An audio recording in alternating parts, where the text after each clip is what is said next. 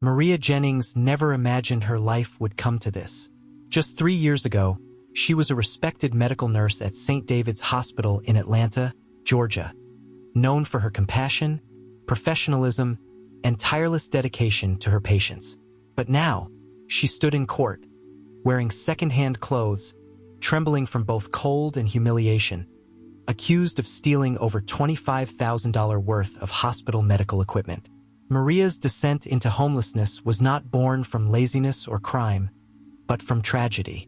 After a car accident claimed the life of her teenage daughter, Maria spiraled into depression. The grief made it hard to work. Eventually, she lost her job, her apartment, and with no nearby family to support her, she ended up living in a women's shelter. But even in her lowest moments, Maria never gave up on trying to rebuild her life. That's why the theft charges were so shocking. Not just to her, but to those who knew her. According to the hospital, Maria had stolen expensive medical scanners, monitors, and surgical tools, high-value items that had gone missing shortly after her termination. In her first court appearance, Maria didn't have a lawyer. She could barely afford bus fare. The judge, known for his tough-on-crime stance and impatience for delays, scoffed when she tried to explain she'd never stolen anything. "A nurse turned thief. That's original," he said with a sarcastic smirk, causing laughter to ripple through the courtroom. He refused her request for more time to find counsel and set a date for the preliminary hearing, hinting that she'd likely be facing serious prison time. But what the judge didn't know, and what Maria hadn't yet revealed, was that she had already contacted someone.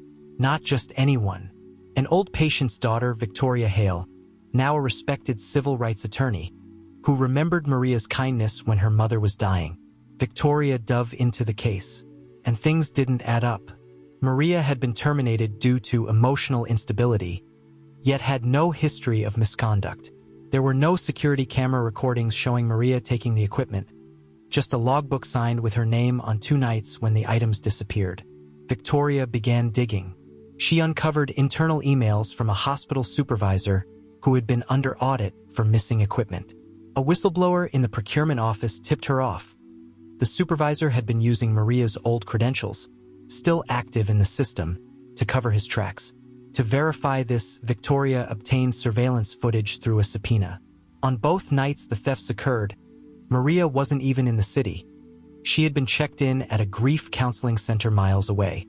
The timestamps, combined with witness statements, proved her alibi. At the next hearing, Maria walked into the courtroom clean, dressed in modest but professional clothes, flanked by Victoria Hale and a legal assistant. The judge, visibly surprised, quickly changed tone. He listened in silence as Victoria laid out the evidence with cold, clear precision. When she presented the video footage, the courtroom fell silent. The prosecutor dropped the charges within minutes. The hospital quietly issued a public apology the following week, and the real thief, the supervisor, was later indicted for embezzlement and falsifying records. Maria didn't just walk free. With Victoria's help, she filed a wrongful termination lawsuit and settled out of court. The funds helped her get back on her feet. Today, she works at a free community clinic serving homeless women just like she once was. As for the judge, he issued a rare public statement of regret, admitting he had rushed to judgment based on Maria's appearance and situation. But for Maria, the lesson was clear. It's not just about clearing your name. It's about standing tall even when the world tries to bury you in shame.